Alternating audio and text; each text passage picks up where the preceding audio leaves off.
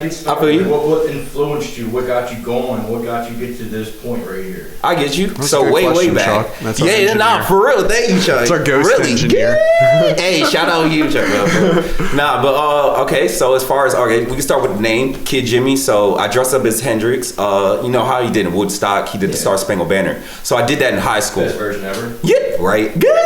But yeah, I did that in high school. Ever since then, everybody was like, "Oh yeah, that's Jimmy." Blah blah blah. So I kind of just ran with the name. So yeah, that's how I got the name. But basically, that was back when before I was even doing beats. I was just I was in the band. I was just doing the guitar in the band.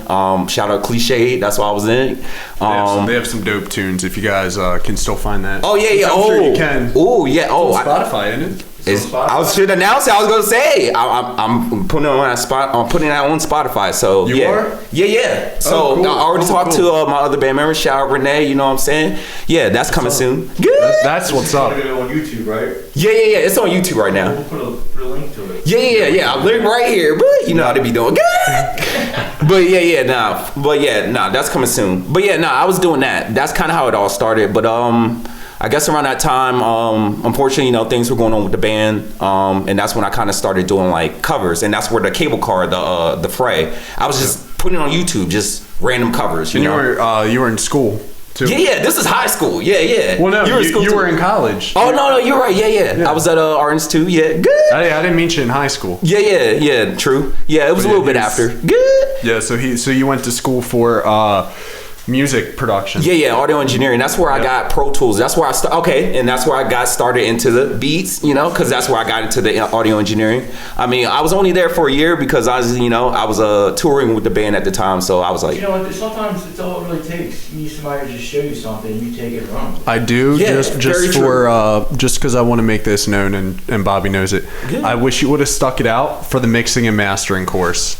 You're right. I don't know when. Right. I don't know when they were going to drop that knowledge on you, but true. Like I said, a lot of times if you're mixing you have down. You are, it's how creative you are. So if you take somebody and teach you something like that, you just take it and run with it, and look where you're at now. Yeah, that's very true. Yeah. Stuff. Yeah, you're right. All it takes is just that one initial. You might not even need the whole course. I get you. Yeah, and it definitely broke you in because those first productions were, like I said, what drew my attention, and then I think I came into the picture as the Cliched was kind of, going through their thing, and I influenced you to, this is your time. It's like a calling for you to start Kid Jimi and take it to that next level, and then dream on, just imagine. It started happening. These tapes, man, are just fire.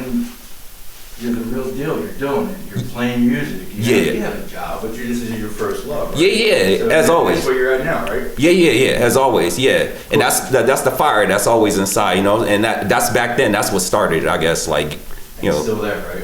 Yep, exactly. And then, the past. I might be misquoting this. Probably like the past 5 years, though, you've been just employed by music. Yeah, it was a good period. Yep. Yeah. True. So he was a full-time musician, just hustling. I mean, dropping the beats. Yeah. And I know I'm kind of skipping around here, but the spam days. Yeah. Oh yeah, the Twitter spam days. Back before. Dude, we used to go nuts. So at the time, like I said, we had just met and Over the Head, and I was trying to promote that. It's the Fray. Everybody knows that song. Yeah. I was trying to push it, so I just was going on my Twitter and just spamming everybody. Roscoe Dash. I remember. I apologize because I blew you up. Hey, shout out to homie. LA to Boom Man, and of course the Fray. We were spamming a bunch of people back then, just trying to get people to listen, and then it grew, and then you started dropping your EP and then your mixtapes at the time. Live mixtapes and Dat Piff was blowing up. So then how'd you meet this token white guy? Okay. Yo, let me let him know how we met. Yeah. Yo, we technically met on Twitter, if you think about it. Yeah. Because I don't remember exactly how, but I came across your profile, and I had just gotten a laptop for Christmas. I think we started talking right after Christmas, and I'm on Twitter because at the time that used to be everything, man. That used to be everything. Yo.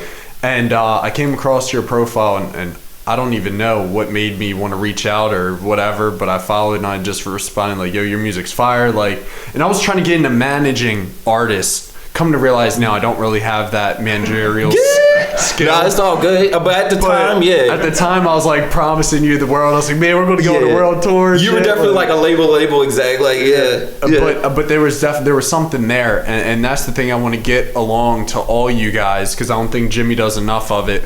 But he is not a beat maker. Like, he's so much more than that. It's literally putting him in a box.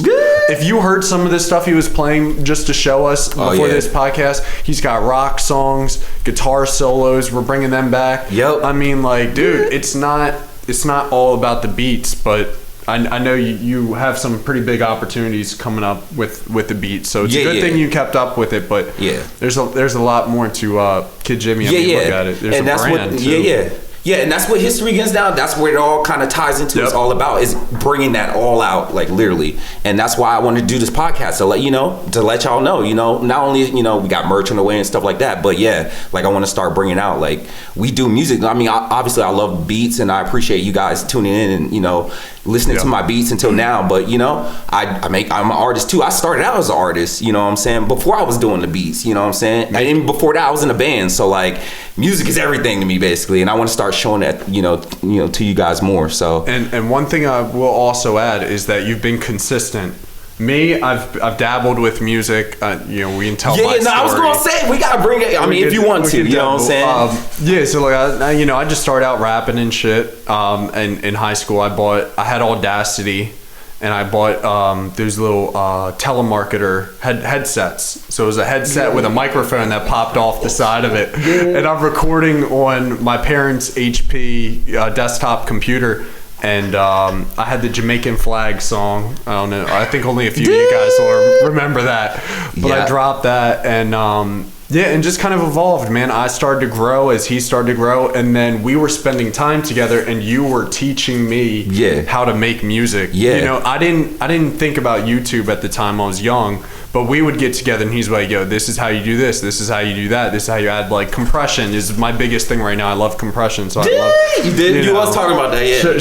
Showed me how to do that, and then so I started like just rap, but I've dipped my feet in and out, and like I love music till the day I die, but I don't have that dire passion. Like it's your air. It's literally it's your air. It's the best way to put it. And it doesn't matter, man, if it's like making beats or if it's making or writing or demoing or just riffing around on the guitar. I remember you told me you spend probably like an hour a day. I'm sure it's changed now, but you spend an hour a day just riffing on the guitar. Just trying to just write shit, just whatever. And like that's some shit. There's only 2 people in my life I can say have been dedicated to their craft, and that's Xavier. Oh, yeah. Who's playing basketball in Europe. Shout out to Xavier. Yeah. You probably will see this. Yeah. And Jimmy just always doing music, and nothing has deterred him. Even when we were talking about, we're giving ourselves till we're 30. Do you remember that? Yes. I did say that. Like, no, we're quitting if we don't make it at 30. Well, look, you want to say? He's in his 30s, early 30s. He doesn't have to drop the age.